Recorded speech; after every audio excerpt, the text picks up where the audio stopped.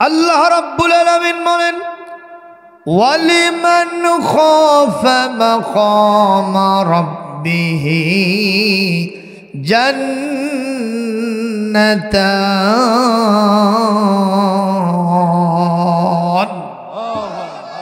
আল্লাহ পাক বলেন এই পৃথিবীতে যে মানুষটা আমি আল্লাহর সামনে দাঁড়ানোটাকে ভয় করে, কিয়ামতে আমার সামনে জবাব দিতে হবে, আমার সামনে তাকে জবাবদিহির কাঠগড়ায় দাঁড়াতে হবে, এই অবস্থাকে চিন্তা করে আমলে নিয়ে যারা এই পৃথিবীতে সকল খারাপ কাজগুলি ছেড়ে দেয়, জেনা ছেড়ে দেয়, ব্যভিচার ছেড়ে দেয়, হত্যা ছেড়ে দেয়, সুদ ঘুষ ছেড়ে দেয়, আপনার এই পৃথিবীতে চুরি ডাকাতি ছেড়ে দেয়, মদ জুয়া গাঁজা ফেন্সিডিল জমির আইল ঠেলা, অপরের জায়গা দখল করা, হকদারের হক মারা, জুলুমতন্ত্র কায়েম করা, এই সবগুলি কাজ থেকে যারা ফিরে আসতে পারে আমার ভয়তে, এই ব্যক্তিদের জন্য একটা জান্নাত না, আমি আল্লাহ দুইটা জান্নাত রেডি রেখেছি। আরো জোরে বলেন, আরো জোরে বলেন। একটা জান্নাত কামাই করেই তো খুব বেশি কঠিন হয়ে যায়, ঠিক কিনা? সেখানে জান্নাত হবে কয়টা?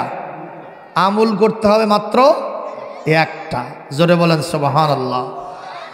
বলবেন যে হুজুর একটা আমল করব, তাহলে নামাজ নাই, রোজা নাই, হজ নাই, জাকাত নাই, এগুলো সব বাদ দেব। আপনার আব্বা বা আপনি নিজে যে মেয়েটাকে ঘরে তুলে আনছেন বউ হিসেবে, যখন মৌলভী সাহেব গিয়া ইজাব কবুল করাচ্ছিল, তখন আপনাকে বলছিল যে অমুকের মেয়ে তোমার আহ্বানে সাড়া দিয়া, তোমার আহ্বানে কি দিয়া? সাড়া দিয়া তোমাকে আপন স্বামী বলে কয়েকজন সাক্ষীর সামনে কবুল করেছে, তুমি তাকে আপন স্ত্রী বলে কবুল করো। আমি আর আপনি কি বলছি? এক একজন এক একটা কয়, কেউ আলহামদুলিল্লাহ কয়, কেউ আরবিতে কয় কাবিল তু, আবার কেউ কয় খালি কবুল। জোরে কোন কথা ঠিক না ঠিক? কি বলে? কবুল। কবুল কয়টা শব্দ? কথা বলে না পারে। কবুল কয়টা শব্দ? এর ভিতরে বিবিকে ভাত দেওয়ার কথা আছে না নাই? ঘর দেওয়ার কথা আছে না নাই? কাপড় চুপড় দেওয়ার কথা আছে না নাই? সোনো পাউডারের কথা আছে না নাই? অসুখ বিসুখ হলে চিকিৎসা করার কথা নাই? এ জোরে কোন আছে না না? এখন আপনার বিবি ওই এক শব্দ দিয়েই কবুল করছে। এখন আপনি যদি বলেন আমার জামাটা মেখে গেছে, জামাটা একটু ধুয়ে দাও, আপনার বিবি যদি বলে কবুলের মধ্যে তো ধুয়ে দেওয়ার কথা নাই, আপনি মানবেন নাকি? এ জোরে কোন মানবেন? ভাত রান্নার কথা বললে যদি কয় যে না কবুলের মধ্যে ভাত রান্নার কথা নাই, তোমার পাশে শুয়ে থাকা লাগবে, সে কথাও নাই, আপনি কি মানবেন? তাহলে বুঝতে হবে কবুলের ভিতরে এই সব কথাগুলি আছে। অনুরূপভাবে ওয়ালিমান খাফা মাকামা রাব্বিহি, এই কথার ভিতরে যত ইবাদত আছে, শরীয়তের যত বিধান আছে, সবগুলি অন্তর্ভুক্ত করেছেন কে? আরো জোরে বলেন কে? সম্মানিত ভাইরা আমার, আল্লাহর সামনে দাঁড়ানো এটা কি জিনিস যদি না বোঝেন, মাসালান একটু উদাহরণ দৃষ্টান্তের মাধ্যমে বুঝাইলে আমাদের জিনিসটা আরো বেশি বুঝা আছে। জোরে কোন ঠিক না ঠিক? ইসলামের ইতিহাস থেকে ছোট্ট একটা ঘটনা আপনাদের শোনাবো। বাগদাদের খলিফার নাম ছিল হারুন। কি নাম? নাম শুনছেন? একজন ন্যায়পরায়ণ বাদশা ছিলেন। জোরে কোন মারহাবা। উনি একদিন ফজরের নামাজ বাসা থেকে পড়ে, কি বলে মসজিদ থেকে পড়ে বাসায় এসেছেন। দরজায় নক দিয়েছেন, বিবি দরজা খুলে দিয়েছে। উনি একটা মানুষ যদি ফজরের জামাত নামাজ আদায় করে, এই মানুষের মনটা ফুরফুরা থাকে না, একটু হাস্যোজ্জ্বল থাকে না? যেই ভেতরে ঢুকেছেন, বিবি বলতেছেন কি ব্যাপার, চেহারা খুব উজ্জ্বল লাগতেছে, একটু হাসি খুশি ভাব। হবে না কেন? দিনের কার্যসূচি আমি ফজরের নামাজ দিয়ে শুরু করছি। এজন্যই ভালো লাগতেছে। বিবি বলতেছে, বিবির নাম হলো জোবাইদা, জোরেকর নাম কি? জোবাইদা বলতেছে, তুমি ফজরের নামাজ কেন 5 ওয়াক্ত নামাজ পড়ো, তাহাজ্জুদ পড়ো, ইশরাক পড়ো, আওয়াবিন পড়ো, আরো যা পড়ো পড়ো, আমি দেখতে পাচ্ছি তুমি জাহান্নামী। ফতুয়া কে দিল? বিবি। আমরা হলে তো ওই মুহূর্তে হ্যালো বান্টি কথা কন, ঠিক না বে ঠিক? ওই মুহূর্তে কিল ঘুষি চট থাপ্পড়ের কোনো অভাব হতো না। খেরে মাথার ঘাম পায়ে ফেলে রাত দিন 24 ঘন্টা পরিশ্রম করে তোর জন্য কামাই করে নিয়ে এসে আর তুই জান নাই ফতুয়া দিলু। কথা বলেন ঠিক না বে ঠিক? কিন্তু বাগদাদের খলিফা হারুন মাথা গরম করে নাই। উনি বলতেছেন, বিবি মা হুয়া সবাব, কোন কারণ, কি কারণে আমি জাহান্নামী হব? বলে কোন কারণে জাহান্নামী হবা আমি সেটাও কব না, সেটা তোমারই খুঁজে বার করতে হবে। বিষয়টা আরো সহজ হলো না কঠিন হলো? আরো জোরে বলেন কি হলো? এইবার বাগদাদের খলিফা বলেন, জুবাইদা, আমার জানা মতে দেশের মানুষের সেবা শুশ্রূষা করতে কোনো কম করি না, এবং তুমি আমার বিবি, তোমার জন্য আমার যতটুকুন খেদমত আঞ্জাম দেওয়া দরকার, আমার দায়িত্বের মধ্যে যা যা পড়ে আমার মনে হয় আমি সবগুলি আদায় করার চেষ্টা করি। তারপরে আমি কেন জাহান্নামে যাব এটা তুমি না বললে আমি কেমনে বুঝি? আমি চক্ষু বন্ধ করতেছি কিন্তু আমার ভেতরে তো ধরা পড়ে না। এইবার বিবি যখন বলে না, উনি তখন 1 পা 2 পা করে জজ ব্যারিস্টার উকিল মুখতারদের কাছে গেছে। জোরে বলেন, ওদের কাছে যত আইনের কিতাব থাক, কে জান্নাতে যাবে কে জাহান্নামে যাবে এরকম কোনো কথা ওই বইয়ের ভিতরে আছে নাকি? জোরে কোন ঠিক নেবে ঠিক? এই মুহূর্তে জজ ব্যারিস্টার উকিল মুখতার বুদ্ধিজীবী কবি সাহিত্যিক বিজ্ঞানী ডাক্তার ইঞ্জিনিয়ার লেখক গবেষক সবাই ফেল, সবাই ফেল। উনি তখন বললেন, আমার শেষ ঠিকানা বাগদাদের কেন্দ্রীয় জামে মসজিদের সম্মানিত ইমাম সাহেব, খতিব সাহেব, আমার মনে হয় আমার এই নাভিশ্বাস ছুটে যাওয়া জীবন মরণ সমস্যা এই সমাধানের জন্য ইমাম সাহেব আমার উপযুক্ত হবে। জোরে কোন সুবহানাল্লাহ। ইমামদের মাথায়, বাবা আস্তে আস্তে আসো, শোনা আস্তে আস্তে এসে বসো। আপনারা বলেন, আলেম ওলামার মাথায় কি বুদ্ধি শুদ্ধি কম না বেশি? কারণ আলেম ওলামার মাথায় আছে কোন কিতাব? এই কিতাব সম্পর্কে আল্লাহ নিজে বলেন, কুল্লুম ফি কিতাবিম মুবিন, এই কিতাবের ভিতরে সমস্ত কিছুর জ্ঞান আছে। সুবহানাল্লাহ। মেডিকেল সায়েন্স, ইঞ্জিনিয়ারিং বিদ্যা থেকে শুরু করে নিয়ে যত প্রকারের বিদ্যা আছে সব এর মূল আধার হলো মহাগ্রন্থ আল কোরআন। একটু জোরে বলতে হবে মারহাবা, আরো জোরে বলতে হবে আল্লাহু আকবার।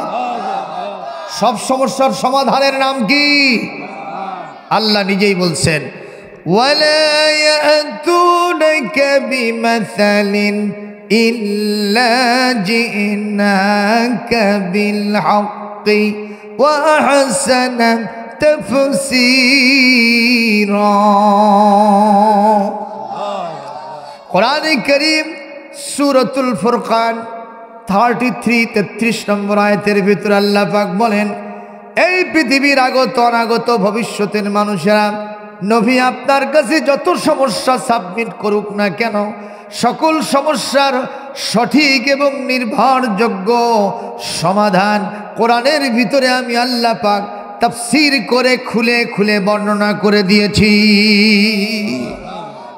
একটু জোরে বলেন সুবহানাল্লাহ। এই জন্য একজন কবি বলেছে, যেমন তুমি দিলে জমিন দিয়েছ আসমান, সুখের সমাজ গড়তে দিলে তেমনি কোরআন তোমার দয়ায় ফুরান, দয়ায় ফুরান, দয়ায় ফুরান। আরো জোরে কোন সুবহানাল্লাহ। যেই সমাজের ভিতরে, যেই দেশের ভিতরে, যেই বাড়ির ভিতরে, যেই পরিবারের ভিতরে কোরআন আছে, ওই পরিবারের জন্য আলাদা কোনো সংবিধানের দরকার নাই। কথা বলেন ঠিক তবে ঠিক। আমি যদি মুসলমান হই, কোরআনের সংবিধান আমাকে মানতেই হবে, তাই হু ক্যান ক্রুট। এখানে কোনো 50-50 চলবে না। আল্লাহ পাক তাকে ছাড়বেন না। জোরে কোন ঠিক তবে ঠিক। কারণ আমি আপনাকে মাতবারি করার দায়িত্ব আল্লাহ দেন নাই। মানুষ যিনি সৃষ্টি করেন, ওই মানুষ কি দিয়ে চলবে, কোন পথে কোন মতে চললে তার শান্তি মুক্তি নিরাপত্তা হবে, এটা আমার আল্লাহ বলতে ছাড়েন নাই। জোরে কোন ঠিক তবে ঠিক। সে কথাগুলি কোথায় আছে? এ জোরে বলেন কোথায় আছে? বলবেন যে হুজুর কোরআন মানা লাগবে, এ ব্যাপারে কি কোনো দলিল আছে? হ্যাঁ, সূরা আরাফের 3 নম্বর আয়াতটা কি বলছে আল্লাহ একটু শোনেন। ইত্তাবিউ মা উনজিলা ইলাইকুম মির রাব্বিকুম ওয়া লা তাত্তাবিউ মিন দুনিহি আউলিয়া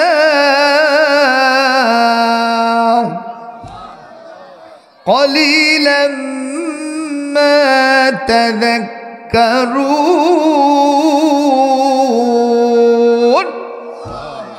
একটু জোরে বলতে হবে আল্লাহু আকবার। আমার আল্লাহ পাক বলেন, তোমাদের প্রতি যা নাজিল করা হয়েছে সেই কিতাবের অনুসরণ করো, ব্যক্তি, পরিবার, সমাজ এবং রাষ্ট্রের সব জায়গায়। এই কিতাব ছাড়া অন্য কারো কোনো কথা, কোনো আউলিয়া, কোনো মুরব্বী, কোনো দাদা হুজুর, কোনো বাবা হুজুর, কোনো নেতা নেত্রীর কোনো কথা মানা যাবে না। মানতে হবে যার কথা। আওয়াজ দিয়ে বলেন তার নাম কি? কলিলাম মা তাযাক্কারুন। কিন্তু আমার এই কথা তোমরা অনেকেই বুঝতে চাও না। কথাকার কথাকার এই কথা বললে কি আমি রাজনীতি করি? এই কথা বললে কি আমি রাষ্ট্রবিরোধী কথা বলি? এটা আল্লাহর কথা, আমি শুধু রিলে করে শোনাই, তাতে আমার কোনো দোষ নাই। আপনাদের কষ্ট হচ্ছে নাকি ভাইরা আমার? ইমাম সাহেবদের মাথায় বুদ্ধি দিয়েছেন কে? আল্লাহ নিজে বলেছেন কোরআনে কারীম সূরা আন-নাহল 43 নম্বর আয়াত, সূরা আম্বিয়ার 7 নম্বর আয়াত, দুই জায়গাতে আল্লাহ একই আয়াত সেটিং দিয়েছেন। ফাসআলু আহলায যিকরি ইন কুনতুম লা তা'লামুন।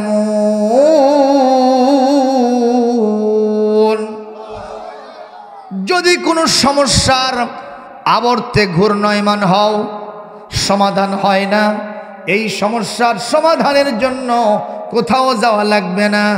আহলাল কোরআন, আহলাল যিকির আই আহলাল কোরআন, কোরআন ওয়ালাদেরকে জিজ্ঞাসা করো, তোমার সব সমস্যার সমাধান কোরআন থেকে দিয়ে দিবে। সুবহানাল্লাহ জোরে কোন। একজন উকিলের সাথে একজন হুজুরের ঝগড়া হচ্ছে। উকিল আর হুজুর ঝগড়া লাগছে। উকিল বলতেছে, তোমরা হুজুর তোমাদের মাথার ভেতরে খালি গোবর আছে। এটা জোরে নাউজুবিল্লাহ কও। এই যে জামালপুরের টাকলা মুরাদ এই কথা বলছিল কিনা? বাংলাদেশের প্রধানমন্ত্রী তাকে সাইজ করতে দেরি করে নাই। মারহাবা জোরে কন। ওনাকে যে নমিনেশন দেয় নাই, ওনার যে মন্ত্রিত্ব গেছে, তাতে কি আপনারা খুশি হয়েছেন না বেজার হয়েছেন? এ জোরে কন না কেন? কারণ সে বলেছিল যে হুজুরদের মাথায় খালি গোবর আছে, প্রধানমন্ত্রী তাকে সাইজ করে ফেলে দিয়েছে। আসলে কি প্রধানমন্ত্রী সাইজ করছে না আল্লাহ করছে? একটু জোরে কর আল্লাহু আকবার। ও মুসলমান, খেয়াল করেন, এখন এই উকিল সাহেব বলছে হুজুরদের মাথায় খালি গোবর আছে। বলছে যে না, তুই জিজ্ঞেস কর তোর কি জানা আজ নাই, সেটা আমি তো কয়ে দিচ্ছি। এই যখন ঝগড়া হয় তখন সাধারণ একটা মানুষ ওখানে আসছে, এসে বলতেছে কি হচ্ছে এখানে? বলে এই লোকটা আমাকে গাল পাড়তেছে। হুজুর বলতেছে, তো আপনি কি বলতেছেন? আমি গাল পারি না, ওনাকে জিজ্ঞেস করছি তোমার কিছু জানা থাকলে আমাকে বলো, আমি তোমাকে কয়ে দেবো কোরআন থেকে। জোরে মারহাবা দেবেন না? তো এখন এই লোকটা বলতেছে, দেখেন যেহেতু দুইজন গন্ডগোল করছেন, একজন তো বিচারক লাগবে, তো আমি একটু মাঝখানে মীমাংসা করে নেই। কি মীমাংসা? বলে আমি দুইজনকে একটা প্রশ্ন করব, দেখি জবাব কে দিতে পারে, তখন ফার্স্ট সেকেন্ড হবে। মারহাবা গন। তা এখন এই লোকটা বলতেছে, আচ্ছা এই উকিল সাহেব বলেন তো, এই যে আমাদের সামনে একটা পুকুর দেখা যাচ্ছে না? বলে হ্যাঁ।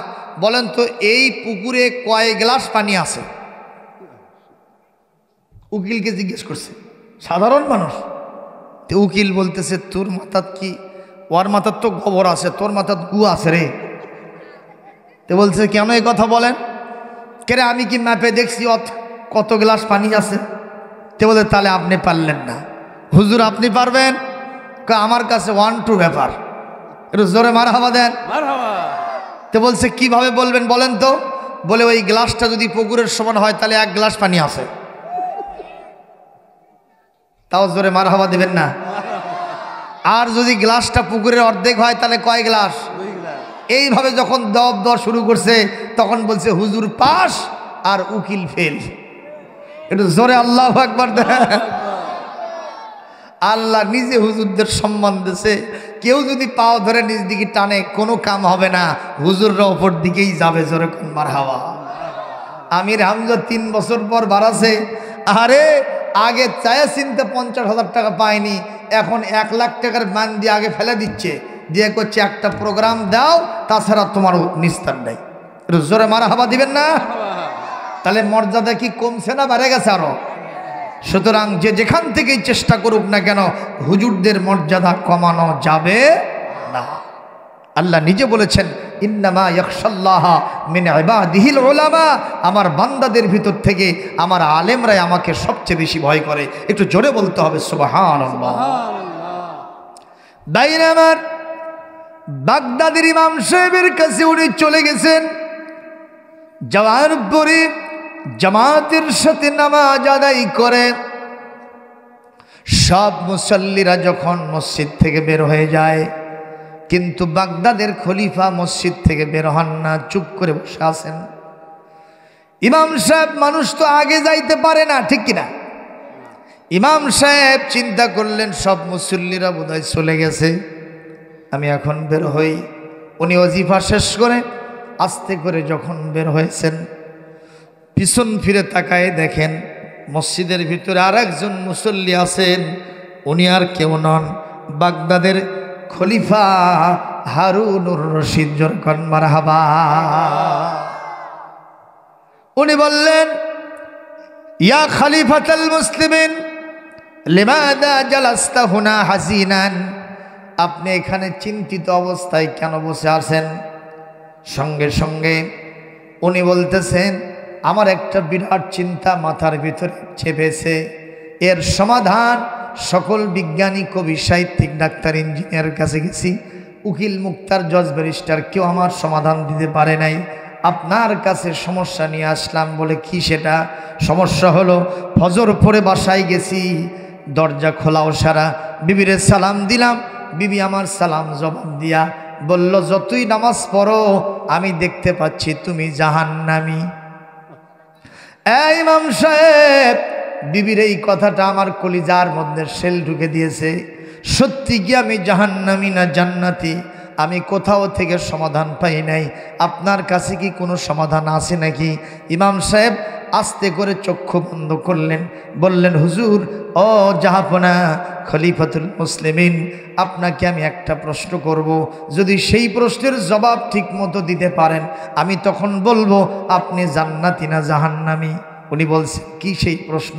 প্রশ্ন হলো, আপনার জীবনে কোনো জায়গায় কোথাও কোনো নারী পাল্লাই পড়ে গেছিলেন, কোনো জেনা ব্যভিচার হতে যাচ্ছিল, হঠাৎ করে মহান আল্লাহর ভয় আপনার কলিজার ভেতরে জেগে গিয়েছিল, আপনি এই গুনাহে কবিরায় জেনা ব্যভিচার এই বেলাল্লাহপনাতে আপনি লিপ্ত হন নাই, আল্লাহর ভয়েতে ওখান থেকে আপনি ছুটে চলে গেছেন আল্লাহর দিকে, আর তার দিকে আপনি কখনো তাকান নাই। এরকম কোনো ঘটনা আপনার জীবনে কি কোনোদিন ঘটেছিল? ইমাম সাহেবের এই কথা শুনে বাচ্চা আস্তে করে চক্ষু বন্ধ করলেন, সঙ্গে সঙ্গে বলছেন, ও ইমাম সাহেব, জীবনে এই কথা আমি কাউরে বলি নাই, যেহেতু আপনি আমাকে টার্নিং পয়েন্টে আঘাত দিয়েছেন। আমি কথাটা না বলে পারছি না। আমি যখন তাগড়া যুবক মানুষ, 25 বছর আমার বয়স, মাথা থেকে পা পর্যন্ত শিরাই উপশিরাই যৌবনের রক্ত আমার টকবক টকবক করতে থাকে। এই মুহূর্তে আমি চোখ ধাঁধানো মোর মাথানো পোশাক পরিচ্ছদ পরে রাস্তাঘাটে হাঁটাচলা করতাম। একদিন হঠাৎ করে রাস্তার ভিতরে একজন মহিলা মানুষ, যুবতী ষোড়শী মহিলা, মাথা থেকে পা পর্যন্ত, তার চেহারা দেখলে কখনো অন্যদিকে চোখ ফেরানোর মন চায় না। এরকম এক যুবতী মহিলা না পরার মতোই পোশাক পরে উলঙ্গিনী বেহায়াপনা অবস্থায় এসে আমার সামনে দাঁড়ায় বলে, এই যুবক, তুমি এই রাস্তা দিয়ে নিত্যদিন হাঁটো, তোমার সাথে ডানে বামে সামনে পেছনে লোকজন থাকে, আমি তোমার সাথে দেখা করতে পারি নাই, ওই জানলার পাশে থেকে আমি তোমাকে দেখি, আমি তোমাকে ভালোবাসি, আমি তোমাকে প্রেম, আমার অন্তরের ভিতরে তোমাকে আমি প্রেম করি, তোমাকে আমি তোমার আশিকা, আর তুমি আমার মাসুক। তোমার কাছে আমার জীবন যৌবন আজকে উপহার দিতে এসেছি, কারণ এই মুহূর্তে তোমার সাথে কোনো মানুষজন নাই, আমি একাকিত্বে তোমার সামনে হাজির হয়ে গেছি। তুমি আমাকে ব্যবহার করো যেমন ইচ্ছা, আমার কোনো অবজেকশন থাকবে না। একটু জোরে কি নাউজুবিল্লাহ বলা যায় না? এই কাম করা যাবে না? এ জোরে কোন যাবে না? কিন্তু আমাদের দেশে এইরকম কাম হয় না, হয় না? কম না বেশি? পেপার পত্রিকায় যা আসে, ধর্ষণ কেস প্রত্যেক দিন গড়ে প্রায় 15টার মতো হয় গোটা দেশে। আজকে দৈনিক করতা পত্রিকা আজকেই যেটা হয়েছে আপনি পড়ে দেখবেন কতগুলো ধর্ষণ কেস। এর তার সাংবাদিকদের নজরে যেগুলো আছে সেগুলো কথা কয়। আর বিভিন্ন গ্রাম বাংলায় বিভিন্ন হোটেলে মোটেলে বাগানে গার্ডেনে বিভিন্ন 4 স্টার 5 স্টার হোটেলে লাল পানি খেয়ে কে কার সাথে কি মাতামাতি করতেছে এগুলো কি আছে? এজরকম এগুলো কি পেপার পত্রিকায় আসে? এগুলো আসে না। আমি আজকেই বলছি, এই মুহূর্তে বগুড়া শহরে যদি পুলিশ বাহিনী, র্যাব বাহিনী সমস্ত হোটেল মোটেলগুলোতে রেড দেয়, কসম আল্লাহর শত শত জেনা ব্যভিচার ধরা পড়বে। একটু জোরে বলেন কথা ঠিক না ঠিক? অথচ এগুলো সম্পূর্ণ হারাম, বিবাহ বহির্ভূত অবৈধ সম্পর্ক। ইসলাম এটাকে জেনা বলে থাকে। জোরে কোন ঠিক না ঠিক? এই জোরে বলেন কথা ঠিক না ঠিক? সুতরাং এই জেনা করা তো দূরের কথা, এর ধারে কাছেও যাওয়া যাবে না, নিষেধকার। কোরআনে কারীম সূরা বনী ইসরাইল আয়াত নম্বর 32 এখনই আমি রিলে করে আপনাদের সামনে শোনায় দিচ্ছি। ওয়ালা তাকরাবুজ জিনা ইন্নাহু কানা ফাহিশাতাও ওয়া সাআ সাবিলা। একটা জোরে মারহাবা দিতে পারেন না? মারহাবা। একটা জোরে আল্লাহু আকবার হয় না? আল্লাহু আকবার। আল্লাহ পাক বলেন, জিনা করা তো দূরের কথা, জিনার নিকটবর্তীও হওয়া যাবে না। জিনার নিকটবর্তী হওয়া কি? এই যে কলেজ ক্যাম্পাসে একটা ছেলে একটা মেয়ে একা একা বসে থেকে গল্প করে, দেখা যায় না? হাঁটুর সাথে হাঁটু মিলায়া ঘাড়ের ওপরে হাত দিয়ে, 14 গোষ্ঠীর মধ্যে কোনো সম্পর্ক নাই। অথচ এক ক্লাসে পড়ে আমি আমার এক বন্ধুকে জিজ্ঞেস করছিলাম, জিলক কলেজে যখন পড়ি, যে এই মেয়েটার সাথে তুমি এরকম মাতামাতি করো, তোমার কেউ হয়? কাজে এটি আসে পরিচয়। তাই আমি বললাম, এরকম মাতামাতি করতেছো, বিয়ে শাদী হয়েছে? কয় এখনো চিন্তা ভাবনাই করি। এদিকে সব কাম শেষ, দরকার নাউজুবিল্লাহ। আমি জিজ্ঞেস করলাম, তুমি কি এই মহিলাকে বিয়ে করবা? কয় কও কি, আমি যখন না থাকি তখন আরেকজনের সাথে এরকমই গল্প করে, তা আমি একে কখনো বিয়ে করব না। আমি বললাম, তুমি কাকে বিয়ে করবা? কয় আমি এমন একটা মেয়েকে বিয়ে করব যে মেয়ের চেহারা জীবনে কোনোদিন কোনো পরপুরুষ দেখে নাই। আমি তখন কলাম, কানার ভাগ্যে ধন মেলে না রে। কথা কন ঠিক না বেঠি? তোর চরিত্রের খবর নাই আর তুই জান্নাতি হুর পরিচাস, তোর লজ্জা থাকা দরকার। জোরে কন ঠিক না বেঠি? সুতরাং মা বোনদেরকে আমি বলবো, আপনি যত খোলামেলা চলবেন আপনার দাম তত কমে যাবে। তাও ঠিক জোরে কয় না বাবা? হ্যাঁ, খোলামেলা চলা মানে ছেলা কলা। ছেলা কলা কেউ ফিরিয়ে দিলেও খায় না, কারণ ওতে মশা পড়ে, মাছি পড়ে, ডাস্টবিনের যত ধুলো আবর্জনা ময়লা এসে ওর উপরে পড়ে যায়, ঠিক না বে ঠিক? তো সেলা কলা যেমন মানুষ খায় না, যে মহিলা ব্যাপারটা থাকে এই মহিলার দিকেও কখনো কোনো শালীন ঘরের ছেলে নজর দেয় না, দেয় না, দেয় না। এই জন্য মা বোনদের পর্দা বাউন্ড করে দিতে হবে, জাতীয় সংসদ থেকে বিধান কায়েম করতে হবে, এটা আমার আল্লাহর বিধান। জোরে বলুন ঠিক তবে ঠিক। বলবেন হুজুর কোথায় আছে? সূরা আহজাবের 33 নম্বর আয়াতে আছে। আমি এই মুহূর্তে তেলাওয়াত দেব, একটু জোরে আল্লাহু আকবার বলবেন। وقرنا في بيوتكن ولا تبرجن تبرج الجاهلية الأولى। পৃথিবীর নারীর জাতিরা খবরদার, খবরদার, তোমরা জাহালতের যুগের ওই সমস্ত মূর্খ তামাশাচ্ছন্ন জাতির মহিলাদের মতো উলঙ্গিনী বাহাপনা করে, আটো সাটো পাতলা ফিনফিনা কাপড় করে রাস্তাঘাটে, অফিসে, আদালতে, হাটে বাজারে, বিভিন্ন জায়গায়, মটেলে, বাগানে, গার্ডেনে, বিভিন্ন জায়গায় তোমরা ঘুরে বেড়াও না, ঘুরে বেড়াও না। তোমরা বাড়ির ভিতরে অবস্থান করো। যদি বাইরে যাওয়া দরকারি হয়ে থাকে, চিকিৎসার জন্য অথবা পড়াশোনার জন্য অথবা আত্মীয় স্বজনের কাছে, অথবা বাড়িতে পুরুষ মানুষ নাই, চাকরি করা দরকার, অথবা বাড়িতে পুরুষ মানুষ নাই, বাজার করা দরকার, যদি যাওয়া দরকার হয়, আমি আল্লাহর বিধান হলো বোরখা পরে, হিজাব পরে যেতে হবে। বিধানকার, বিধানকার আল্লাহ। আপনারা আমাকে জবাব দিবেন, সোনার ছুরি আর লোহার দা, এই দুইটার মধ্যে দাম কোনটার বেশি? সোনার ছুরির দাম বেশি আর লোহার দায়ের দাম কম, কিন্তু কাজ বেশি কোনটার? একটু জোরে বলতে হবে। লোহার দা দিয়ে যা করা যাবে, সোনার ছুরি দিয়ে তা করা যাবে। আপনি 3 লাখ টাকা দিয়ে গরু কিনছেন কোরবানির জন্য, চিন্তা করলেন এত দামের গরু, সোনার ছুরি দিয়ে হাড্ডিগুলো থরব, হাড্ডির আগে আপনার ছুরিটাই থুরে যাবে, কথা কয় না? ওটার জন্য কি দরকার? লোহার দা দরকার। আমি কি বুঝাইলাম? মা বোনেরা, সব জায়গায় গিয়ে মাতামাতি করবেন না, আপনাদের দ্বারা সব কাজ হবে না, যেটা পুরুষের দাম আর পুরুষের দ্বারা সম্ভব হবে। কথা বলে না বাবা? তার মানে আপনারা ওনাদেরকে আগে দেবেন নাকি? ভাইরা আমার, এইবার শোনেন, বাগদাদের কেন্দ্রীয় জামে মসজিদের ইমাম বললেন, খলিফা হারুনুর রশিদ বন্ধ করলেন কেন? কথা বলেন। এই মুহূর্তে যুবতী নারী যখন আপনার সামনে চলে এসেছে, তখন আপনি কি করেছেন? উনি তখন বললেন, এই মহিলা যখন আমার সামনে অর্ধলুঙ্গিনী হয়ে আমার সামনে সেজে গুজে এসেছে, আমার নফস বলছে আমি আমার খোরাক পেয়ে গেছি, আর দেরি করো না, তার ব্যাপারে তোমার সিদ্ধান্ত চূড়ান্ত হওয়া দরকার। তাকে নিয়ে একটা ঘরের ভেতরে ঢোকো, অথবা একটা হোটেলে যাও, মটেলে যাও, বাগানে যাও, গার্ডেনে যাও। আমার নফস এই কথা বলতেছে, কিন্তু আমার রুহু বলতেছে খবরদার, উইদাউট ম্যারেজ সিস্টেম, কোনো প্রকারের বিবাহ শাদী হয় নাই, এই মহিলা তোমার জন্য কখনো হালাল হতে পারে না।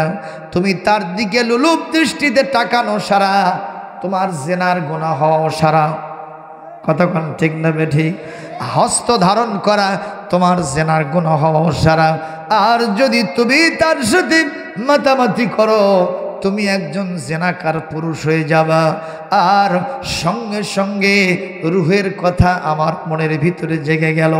আর কোরআনে কারীম সূরা বানী ইসরাঈলের 32 নম্বর আয়াতটা আমার সামনে এসে গেল, ওয়ালা তাকরাবুজ জিনা ইন্নাহু কানা ফাহিশাতাও ওয়া সাআ সাবিলা। এইটা শোনাও সারা, দেখাও সারা। আমি ওই মহিলার সাথে একটা সেকেন্ড আর থাকি নাই, তাকে 2 পায়ে লাথি মেরে গুড়িয়ে ওখান থেকে বিদায় করে দিয়া আমি আমার আল্লাহর দিকে ছুটে এসেছি। বাগদাদের ইমাম সাহেব বলতেছেন, ও খলিফা, এটা যদি সত্যি আপনি আমলের ভিতরে নিয়ে এসে থাকেন, এটা যদি আপনি সত্যি বাস্তবায়ন করে থাকেন, আমি আমার আল্লাহর নামে শপথ দিয়ে বলছি, আল্লাহি বিল্লাহি তাল্লাহি, বারবার শপথ দিয়ে আল্লাহর নামে বলছি, আপনি কখনো জাহান্নামী না, জাহান্নামী না। আপনার জন্য জান্নাত তো আছেই, একটা না, আপনার জন্য আল্লাহ পাক দুইটা জান্নাত রেডি করেছে। আরো জোরে কোন সুবহানাল্লাহ, একটু জোরে বলেন সুবহানাল্লাহ। এইবার হুজুর সাহেব এই ফতোয়া দেওয়াও সারা বাগদাদের ইমাম সাহেব বলতেছেন, বিশ্বাস হয় না? বলে হ্যাঁ বিশ্বাস হয়। দলিলটা পাইলেন কোথায়? তখন তিনি সূরা আর রহমানের এই 46 নম্বর আয়াতটা শোনায় দিয়েছেন। আমার সাথে সবাই পড়বেন, যদি পারেন কেউ মুখ বন্ধ করে থাকবেন না, যারা পারেন না মুখে মুখে একটু চেষ্টা করবেন, তেলাওয়াতের সওয়াব দিয়ে দিবেন কে? পড়েন সবাই, ওয়ালিমান খাফা মাকাম রাব্বিহি জান্নাতান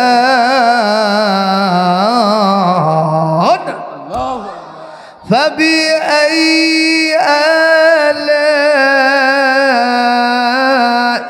ربكما تكذبان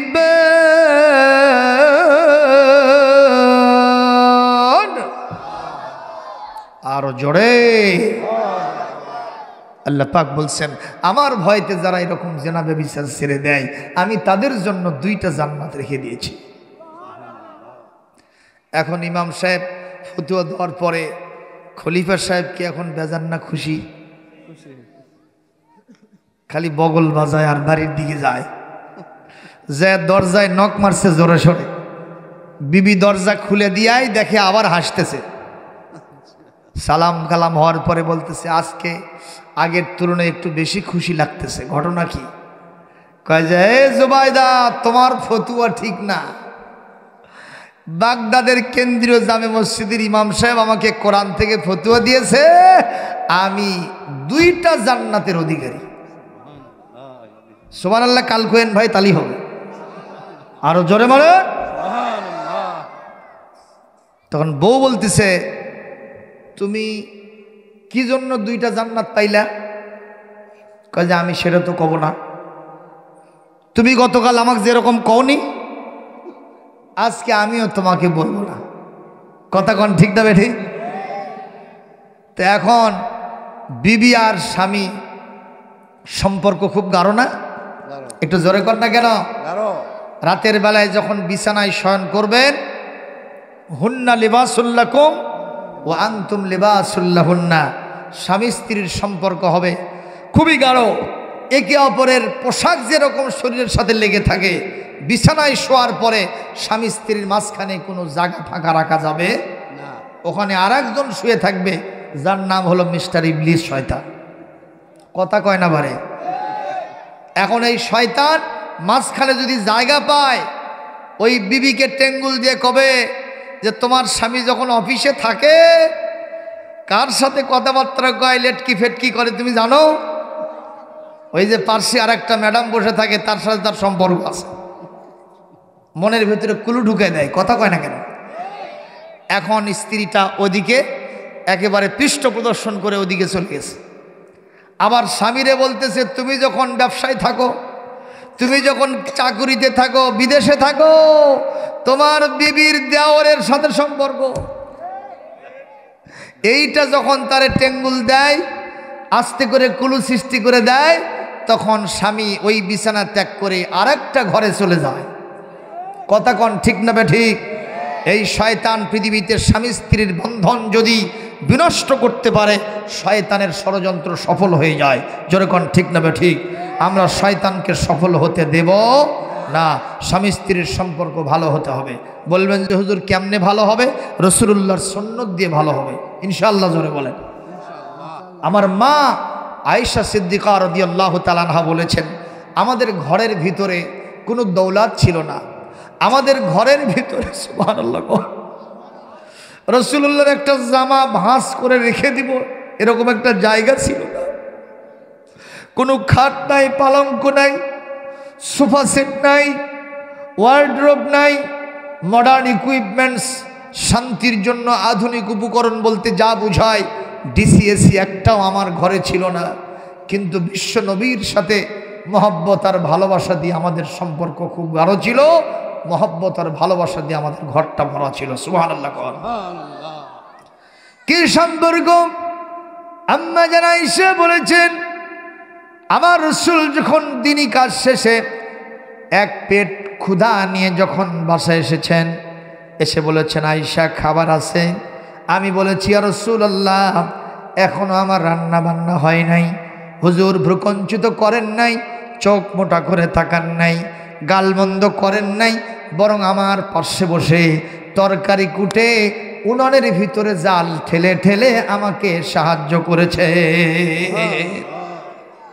আর আমরা হলে কি কইতাম, যে তুই পাক করবি গুড় থেকে, তোর গোষ্ঠীতে তো পাক নাই রে। কথা কয় না, ঠিক না বে ঠিক? মানে তরকারিতে একটু লবণ আর যদি একটু ঝাল বেশি হয়, সঙ্গে সঙ্গে আর 14 গোষ্ঠীর তালাক দিয়ে শেষ। জোরে কন, ঠিক না বে ঠিক? একদিন একটু লবণ কম হয়েছে, স্বামী বলতেছে তোর 14 গোষ্ঠীর পাক নেই, তুই পাক করবো গুড় থেকে। এখনই করছে মদ্দা কাল থেকে খাস, তো বাম পাওয়া দিয়ে ঘাটে দেবনি। জোরে কন নাউজুবিল্লাহ। আপনি যদি এইভাবে না বলে আপনি যদি বলতেন সালেহা, ও তো ঠিকই জানে যে আজকে লবণ একটু কম হয়েছে, ঝাল একটু বেশি হয়েছে, কিন্তু আপনি যদি প্রশংসা করতেন, আপনি যদি বলতেন সালেহা আজকে যেটা রান্না করছো বগুড়ার সেলিম হোটেল ফেস, ওই খুশি হতো না? মনে মনে বলতো, হাই রে বাবা, যেরকম খারাপ তরকারি হয়েছে তাও ভালো প্রশংসা করছে। ও মনে মনে সিদ্ধান্ত নেবে আগামীকাল যেটা পাক করব বাবা, ওটা আগ বুড়িয়ে ফেল করবো। জোরে কোন কথা ঠিক না ঠিক? এই জন্য বিবিদের কাজের প্রশংসা করতে হয়, ঠিক কিনা? আমার মা বোনেরা খালি খুশি হচ্ছে যে বক্তা একটা আছে বাবা, আমাদের পক্ষের বক্তা। জোরে কোন মারহাবা। মা বোনদেরকে একটু উপরে উঠাই দিলাম। অধিকার আছে না নাই? এই কোরআনে কারীম সূরা আল বাকারা আয়াত নম্বর 228 আল্লাহ কি বলছেন একটু ভালো করে শোনেন। তেলাওয়াত শোনার পরে জোরে আল্লাহু আকবার দিতে হবে। পারা যাবে? কোরআন ছাড়া কোনো বক্তব্য হবে না। দুই পাশে দুই বড় বড় হুজুর, খালি এদিক সেদিক গেলে খবর আছে আমার। সরগণ ঠিক না বে ঠিক? আমি ভয় করছি না, এজন্য ওনারা পাওয়ার হাউস, আমার এতটুকুন ত্রুটি হলে ওনারা ধরে দেবে। মারহাবা, জোরে কর। এজন্য আমার কোনো টেনশন নাই। আর ওপরে ওমা তৌফিকি ইল্লা বিল্লাহ, তিনি তো আসেনি। জোরে কর সুবহানাল্লাহ। ওয়ালাহুন্না মিসলুল্লাযী আলাইহিন্না বিল মা'রুফি ওয়ালিররিজালি আলাইহিন্না দারাজা ওয়াল্লাহু আজিজুন হাকীম।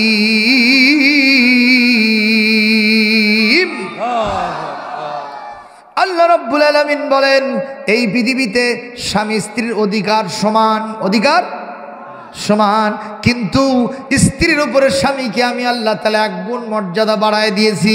একটু জোরে কি সুবহানাল্লাহ বলবেন না? অধিকার সমান। আপনি যে দামের পোশাক পরবেন, যে মানের পোশাক পরবেন, তাকে ওই দামের ওই মানের পোশাক দিতে হবে, বিধানকার। আপনি যা যা খাবেন তারে তাই খাওয়াতে হবে। কিন্তু জীবনে কোনোদিন মাছের কাল্লা আমরা বউক দিইনি, আমার হুজুর দিছে। কিন্তু আমাদের একটা অভ্যাস, আমাদের মহিলাদেরকে আমরা সবাই খাওয়া দাওয়ার শেষে তরকারি একটু ঝোলও থাকে না, তরকারির পাতিলের ভিতরে ভাত দিয়া এরকম মেখে মেখে খায়। কথা কয় না কেন? অধিকার না দিলে তো আপনি অধিকার পাবেন না, ঠিক না ভাই ঠিক? ওই যে আমার এলাকায় এক স্বামী 1 কেজি করে দুধ কেনে প্রত্যেক দিন, দুধ গাভীর দুধ, পুষ্টিকর খাবার নিয়ে এসে বিবিক দেয়, বিবি পাক করে দেয়, খালি ঢক ঢক করে খায়, তলসোকে তাকায়। একদিন স্ত্রী বাধ্য হয়ে বলছে, তুমি আসলে স্বামী না আসামি কিছু বুঝি না। কেন?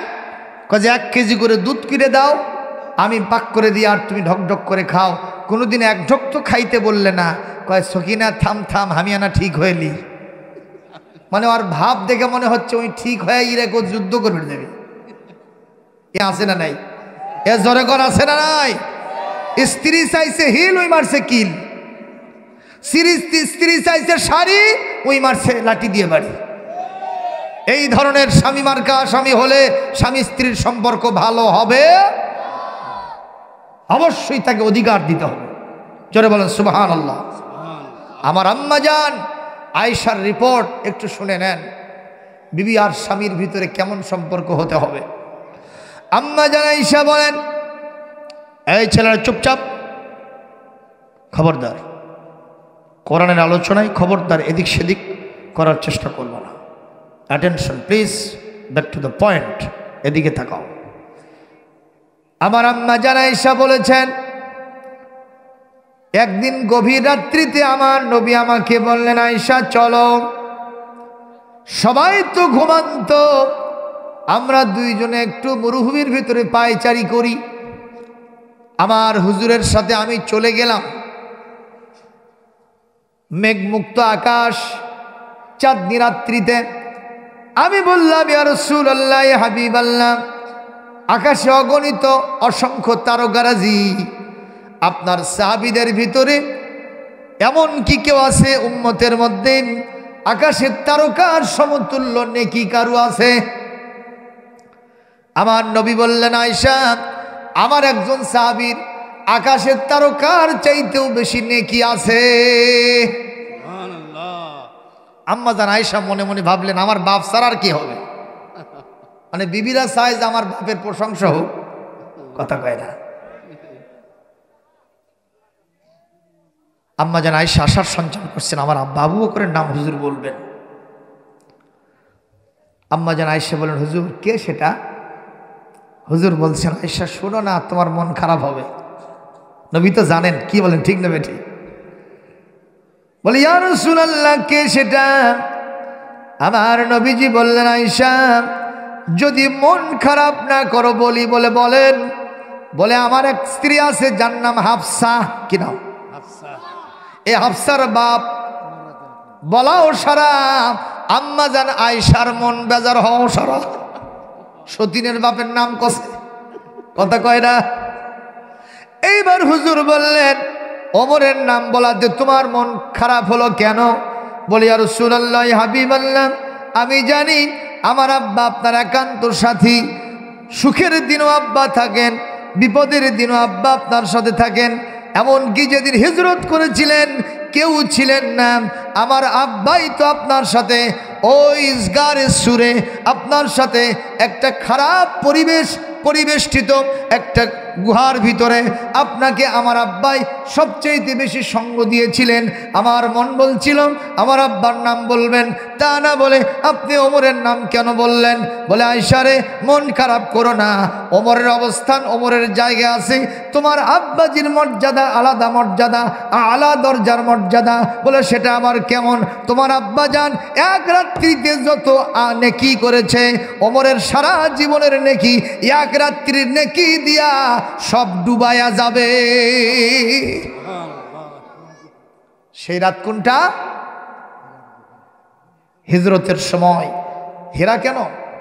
গারে সুরে। সেখানে বিশ্বনবী সাল্লাল্লাহু আলাইহি ওয়াসাল্লাম হযরত আবু বকর সিদ্দিক রাদিয়াল্লাহু তাআলা আনহুকে নিয়ে ঢুকে পড়লেন।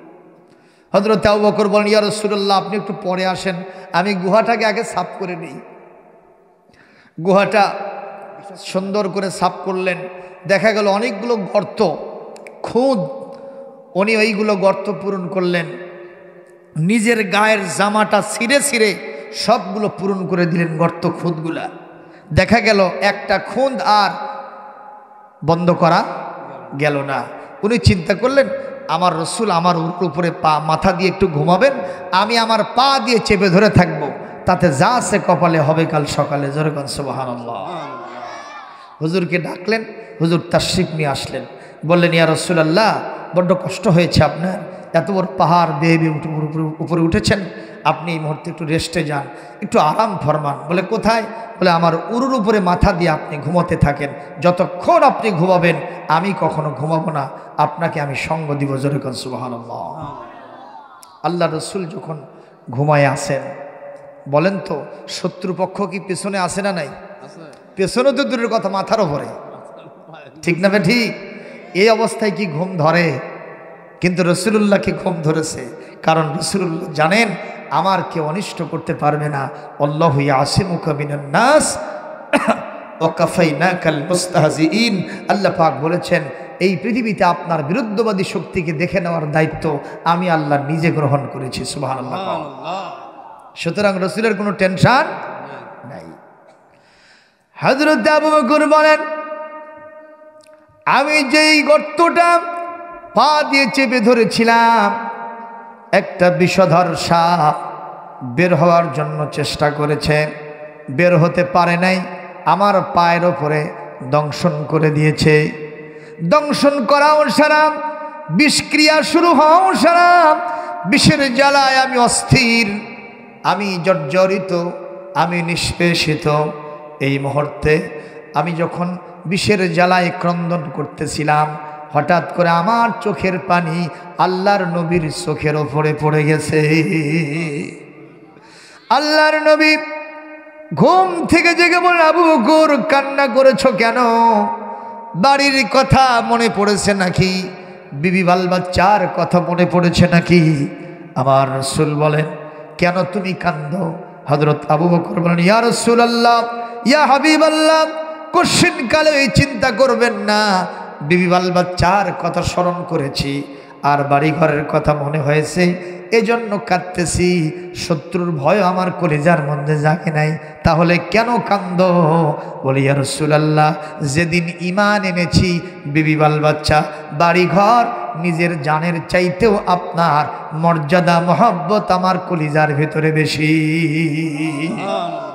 কান্দো কেন? বলি ইয়া রাসূলুল্লাহ, আপনি আসার আগে সমস্ত গর্তগুলো বন্ধ করেছি, একটা গর্ত বন্ধ করতে পারি নাই, পা দিয়ে চেপে ধরেছিলাম, বিষধর সাপ বের হতে না পেরে আমার পায়ের ওপরে দংশন করে দিয়েছে।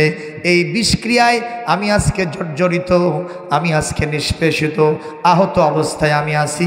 এই বিষের যন্ত্রণায় আমার চোখ থেকে পানি বের হয়ে গেছে। হুজুর বললেন, আবু বকর এতক্ষণ কেন বলো নাই? আমি তো আগেই তোমাকে ব্যবস্থাপত্র দিয়ে দিতাম। হযরত আবু বকর বলেন, হুজুর ওটা তো সাপে কাটা একটা দংশন, সাপে দংশন করেছে, ওটা একটা বিষক্রিয়া হয়েছে। ওই বিষের যন্ত্রণায় আমি যদি মারাও যেতাম, আমার কলিজাটাও যদি ছিঁড়ে যেত। বিশ্বনবী আমার উরুর উপরে মাথা দিয়ে ঘুমাচ্ছেন, আমি রাসূলকে কখনো উঠতে বসতে পারতাম না, আমি কখনো রাসূলকে উঠতে বলতে পারতাম না। জোরে কর আল্লাহু আকবার। কোরআনে কারীম আল্লাহ পাক এই দৃশ্য কোরআনে কারীম সূরা আত-তাওবার ঠিক 40 এবং 41 নম্বর আয়াতে আল্লাহ পাক এটা কোট করে দিয়েছেন। জোরে কর সুবহানাল্লাহ। সে আয়াতটা পড়ব, কষ্ট হবে না তো? ইল্লা তানসুরুহু ফাকাদ নাসারাহুল্লাহ إذ أخرجه الذين كفروا ثاني اثنين إذ هما في الغار إذ يقول لصاحبه لا تحزن إن الله معنا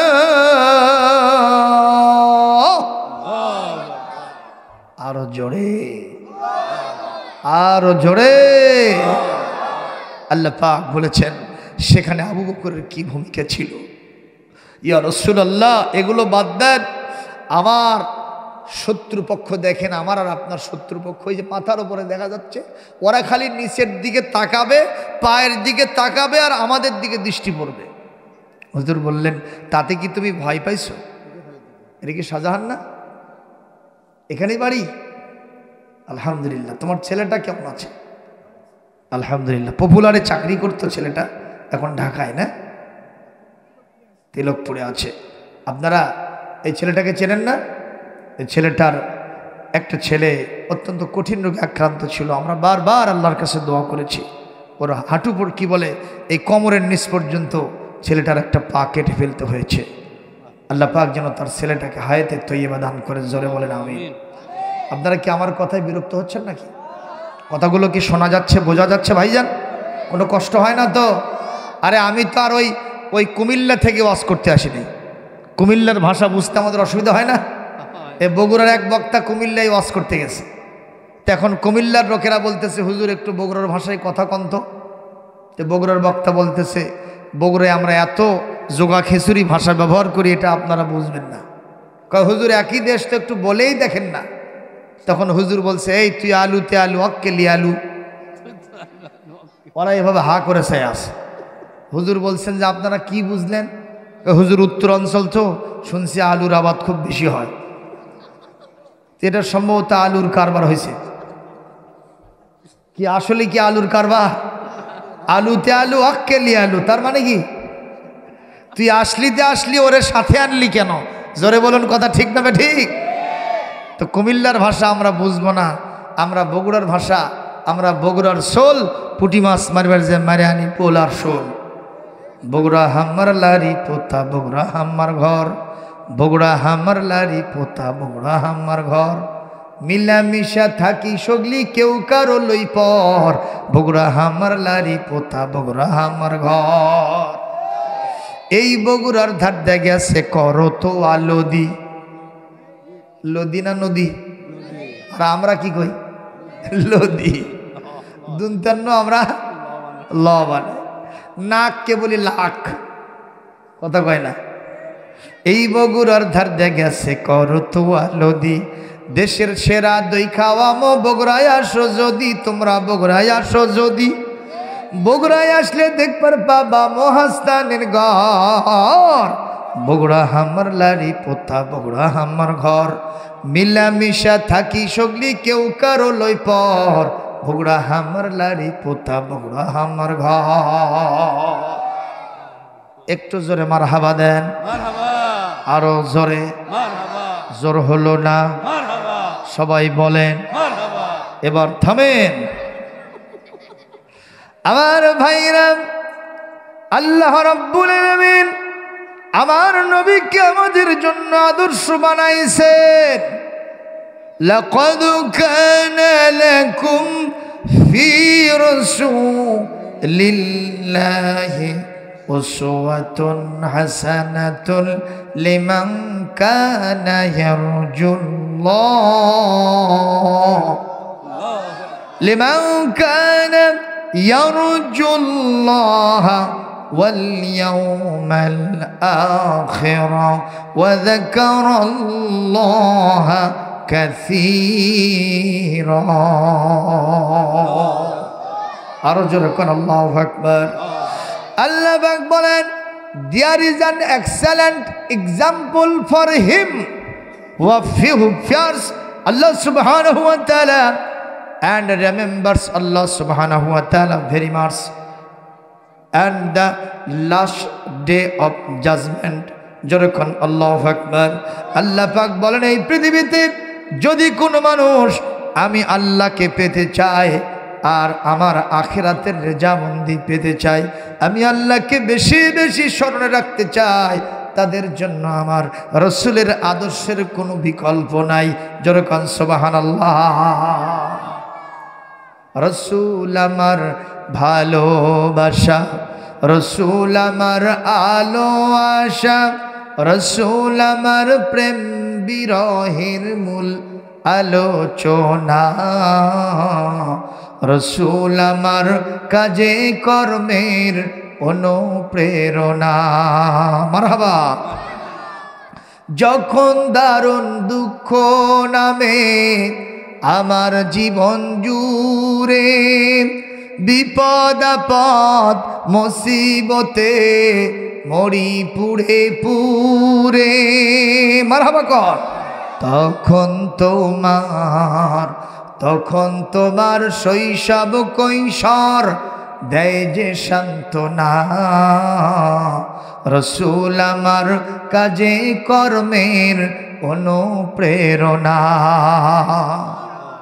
নেতার মতো নেতা যখন পাই না কোথাও খুঁজে, কাঁদি শুধু কাঁদি হায়রে এই দুটি চোখ বুজে, তখন তোমার শরণ আমায় দেয় যে সান্ত্বনা। রসূল আমার কাজে কর্মের অনুপ্রেরণা, রসূল আমার ভালোবাসা, রসূল আমার আলো আশা, রসূল আমার প্রেম বিরহের মূল আলোচনা। রসূল আমার কাজে কর্মের অনুপ্রেরণা। একটা জোরে মারহাবা দেন। মারহাবা। আমাদের মমতাজ ম্যাডাম গান গাইলে 500,000-এর করকরা নোট ওনার পায়ের নিচে পড়ে, কথা কয় না। আর আমরা রসূলের গান, আল্লাহর গান গাই, বাংলাদেশের মুসলমান একটা মারহাবাও দেয় না। এই আপনারা কৃপণ, যদি আপনারা দানশীল হয়ে থাকেন, দানবীর হয়ে থাকেন, সখী হয়ে থাকেন, টাকা চাই না, পয়সা চাই না, আজকে ওগুলোর কোনো কারবার নাই, শুধুমাত্র একটা মারহাবা চাই। সমস্যারে আওয়ামী লীগ, বিএনপি, জাতীয় পার্টি, জাসদ, বাসদ, জামাত ইসলামী, ইসলামী আন্দোলন বাংলাদেশ, তবলিগ জামাত, পীর মাশায়েখ যত আছে সবাই মিলা কণ্ঠে কণ্ঠ মিলায়া, তালে তাল মিলায়া, একই সাথে একইভাবে সবাই বলেন মারহাবা। আরো জোরে জোর হলো না। এইবার মর্দে মুজাহিদের কারবার হয়ে গেছে। একটু জোরে সুবহানাল্লাহ বলেন। আমাদের জীবনের আদর্শ কে? আমাদের রসূল। সুবহানাল্লাহ কর। ওনার আদর্শ যদি আমাদের ঘরের ভিতরে ধারণ করতে পারি, ঘরের ভিতরে হারানো সেই শান্তি আবার ফিরে আসবে ইনশাআল্লাহ। জোরে বলেন সবাই, একটু জিকির করেন লা ইলাহা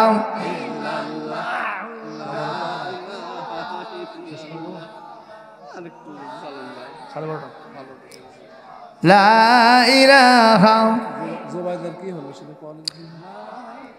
সুবহানাল্লাহ আলহামদুলিল্লাহ লা ইলাহা ইল্লাল্লাহ। আসিয়া খেলে প্রেমের খেলা, ফেরাউন দিল তারে কতই জ্বালা, হাতে পায়ে তারকে মারে তবু সারেন নাই এক আল্লাহ লা ইলাহা ইল্লাল্লাহ লা ইলাহা ইল্লাল্লাহ ইলাহা ইল্লাল্লাহ সুবহানাল্লাহ আলহামদুলিল্লাহ লা ইলাহা ইল্লাল্লাহ লা ইলাহা ইল্লাল্লাহ লা ইলাহা ইল্লাল্লাহ ইলাহা ইল্লাল্লাহ লা ইলাহা ইল্লাল্লাহ মুহাম্মাদুর রাসূলুল্লাহ সাল্লাল্লাহু আলাইহি ওয়াসাল্লাম। ভাইরা কষ্ট হচ্ছে, আর কি 10 মিনিট বলবো? শুনবেন সবাই? দেখি কারা কারা শুনবেন না। এগুলো কি রে?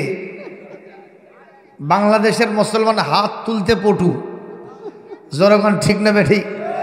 যে বলে রে আয় রে, তার সাথে যাই রে, দাওয়াজ বিচার নাই রে, কথা কয় না। যখন যাই আসে খালি কয় জি হুজুর ঠিক, কথা কয় না। এটাও ঠিক, সব জায়গায় খালি ঠিক। তাহলে ব্যাঠিকটা কি? ব্যাঠিক নাই, জনগণ ঠিক না বেঠিক? সম্মানিত ভাইরা, কষ্ট হচ্ছে আপনাদের? চলবে চলবে, 10 মিনিট বলবো। জুবাইদা স্বামীকে বলতেছে, কি মনে আছে? বলতেছে তুমি কোন কারণে জান্নাতি হবা, তা আবার 2টা জান্নাত পাবা, এটা না বললে ছাড়বো না। এখন স্বামী যতই কসর মসর করুক, একটা জায়গা আছে, ওই জায়গাত গেলে আর কোনো কিছু খাটে না, কথা কয় না, কথা কয় না। সেটা কোন জায়গা? আহা, ওয়ামিন আয়াতিহি আন খালাকা লাকুম মিন আনফুসিকুম আজওয়াজান লিতাসকুনু ইলাইহা وجعل بينكم مودة ورحمة إن في ذلك لآيات لقوم يتفكرون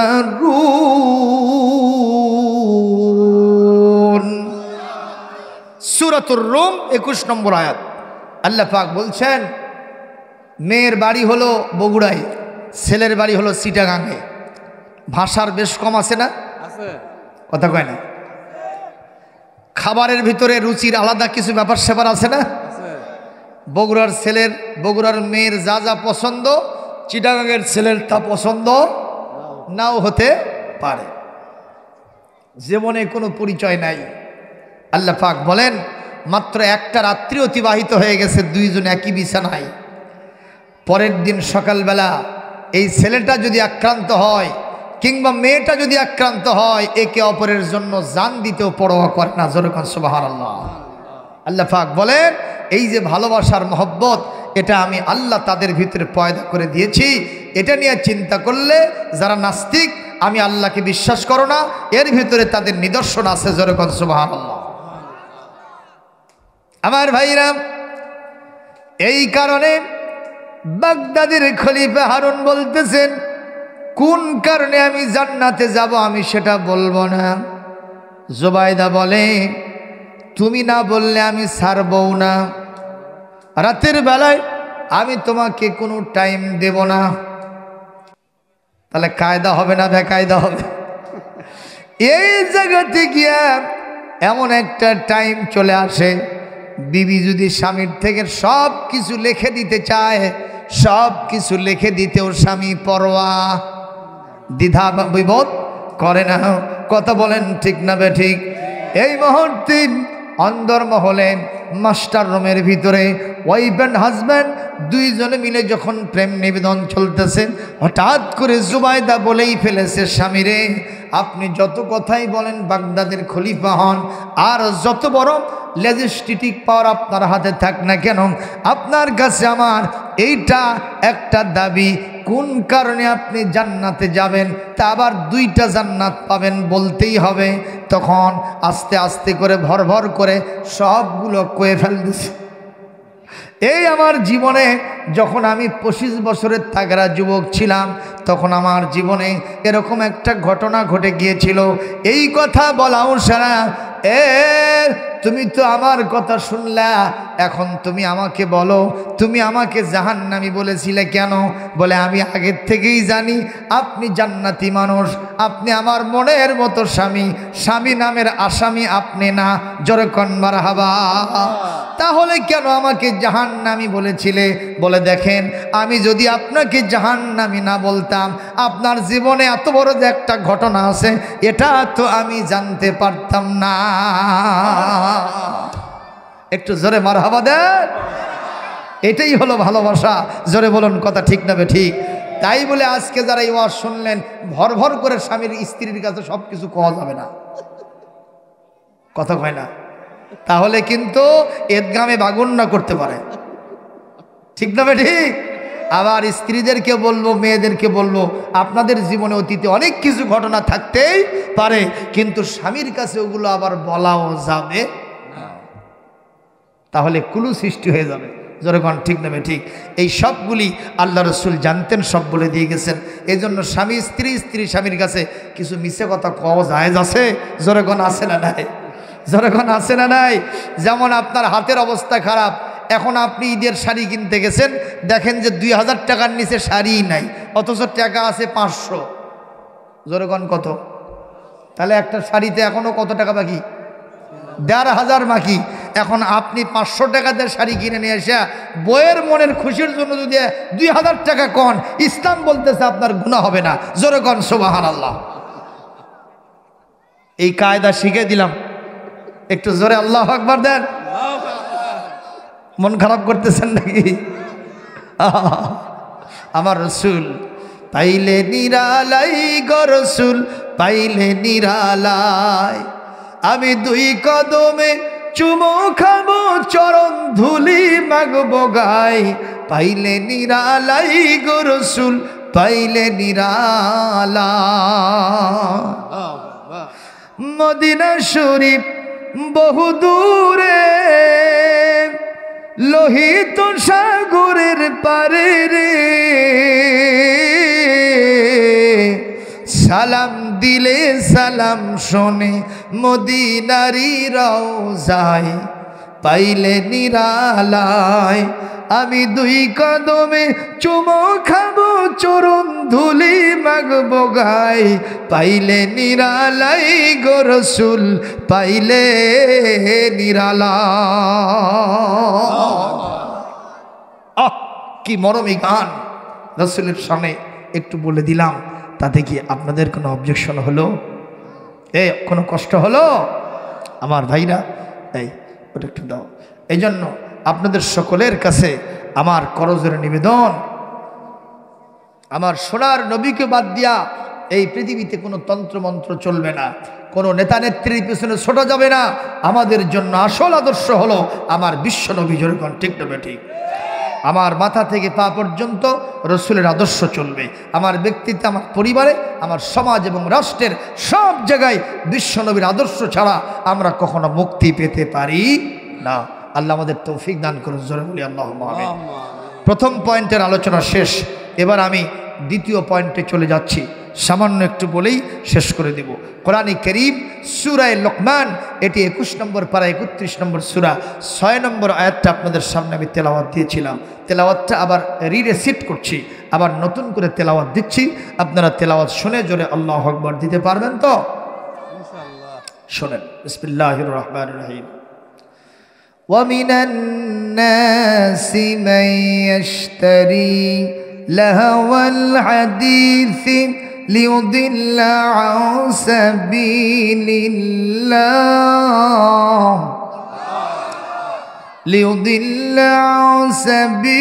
اللَّهِ بِغَيْرِ عِلْمٍ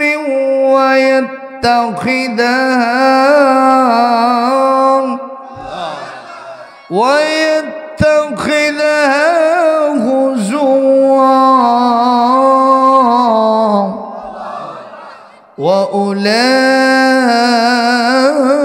وأولئك لهم عذاب مهين।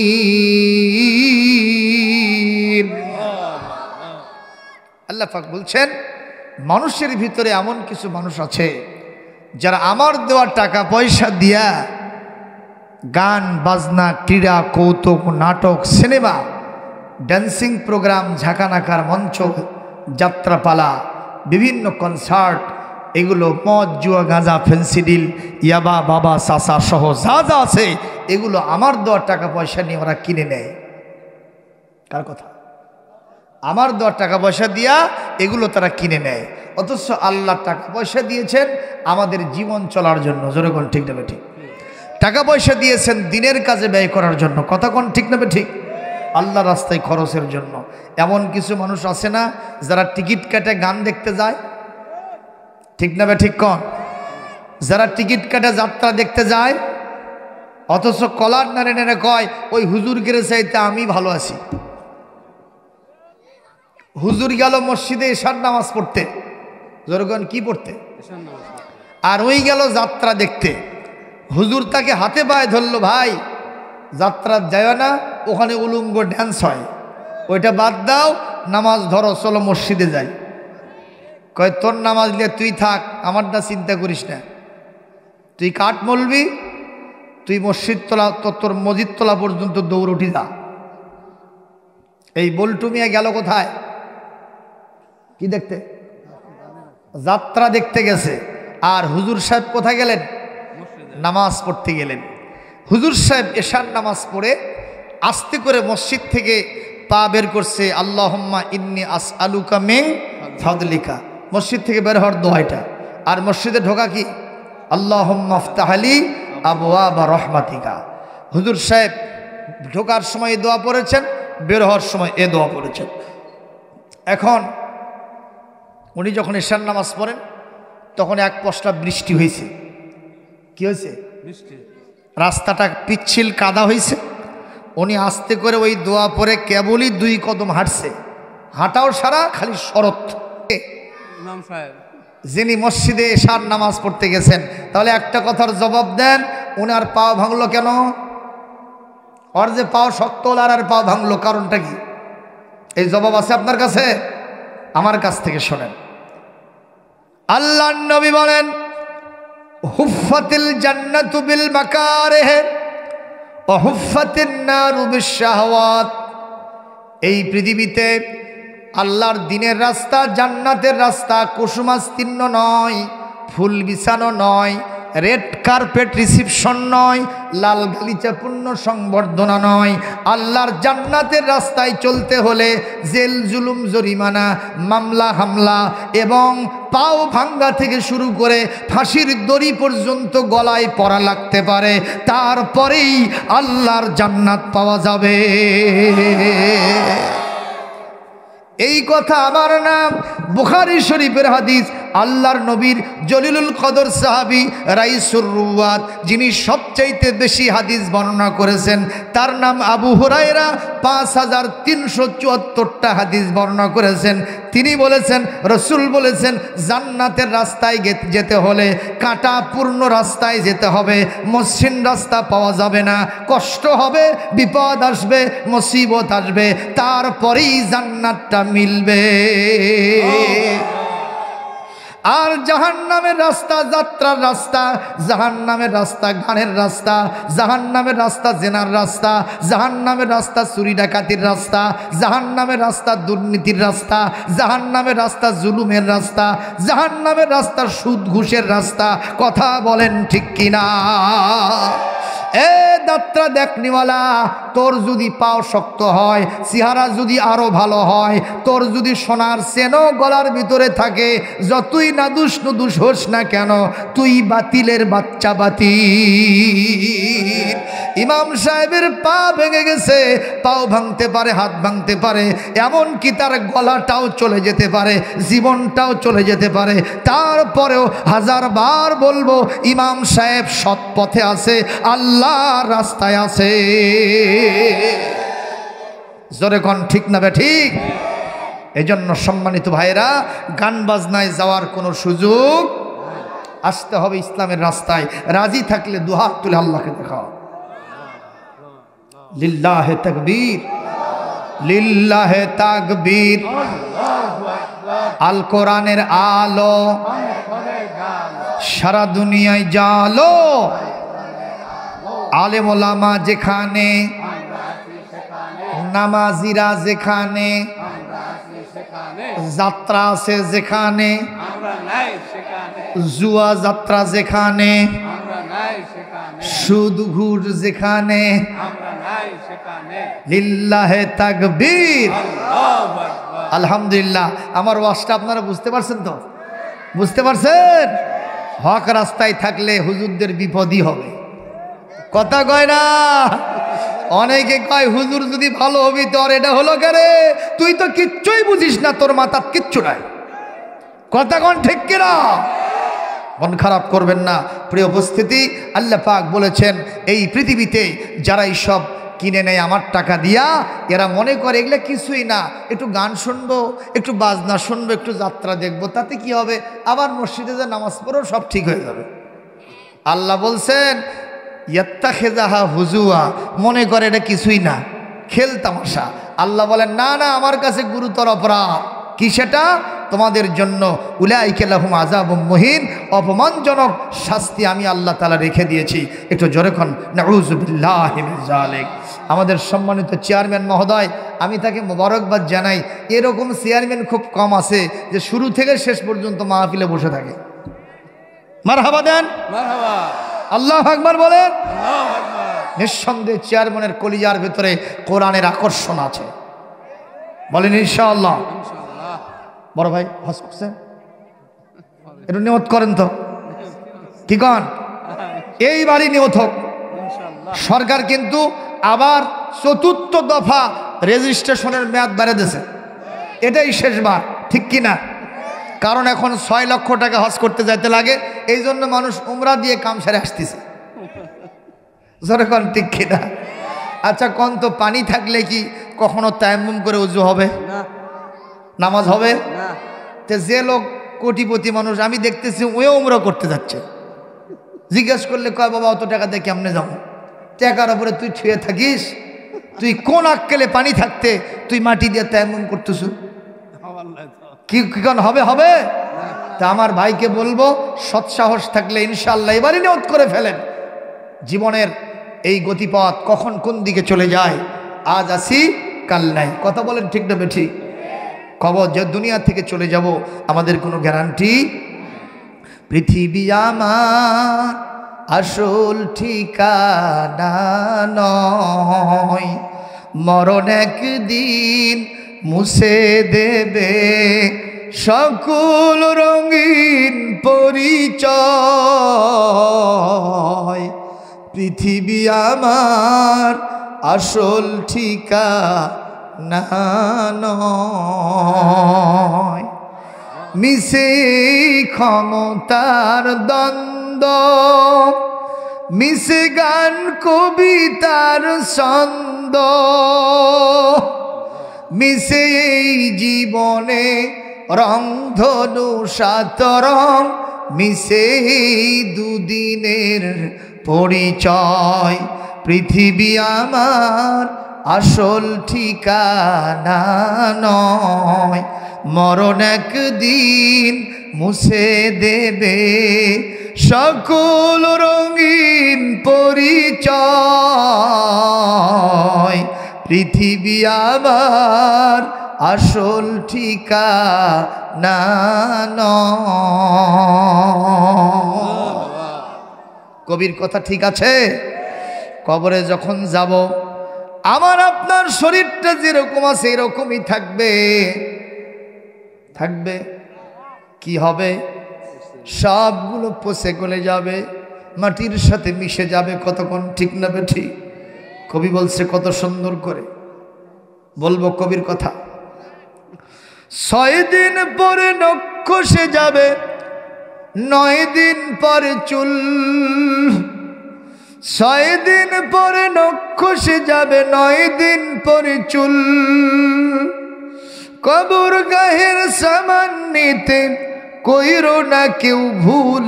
কবর জায়গা ভালো নয়, কবর জায়গা ভালো নয়, কবর জায়গা ভালো নয়। আমল দিয়ে কবর গৃহ সাজিয়ে নিতে হয়। 17 দিনে পেট ফেটে শেষ পোকার খাদ্য হবে। 60 দিন পরে গোশ থাকবে না, কঙ্কাল পরে রবে। 90 দিনে হাড়গুলি সব, 90 দিনে হাড়গুলি সব আলাদা হয়ে রয়। কবর জায়গা ভালো নয়, কবর জায়গা ভালো নয়, কবর জায়গা ভালো নয়। আমল দিয়ে কবর গৃহ সাজিয়ে নিতে হয়। 6 দিন পরে নখ খসে যাবে, 9 দিন পরে চুল। কবর গাহের সামান নিতে কইরো না কেউ ভুল। কবর জায়গা ভালো নয়, কবর জায়গা ভালো নয়, কবর জায়গা ভালো নয়। আমল দিয়ে কবর গৃহ সাজিয়ে নিতে হয়। আল্লাহ আমাদের সবাইকে তৌফিক দান করুন।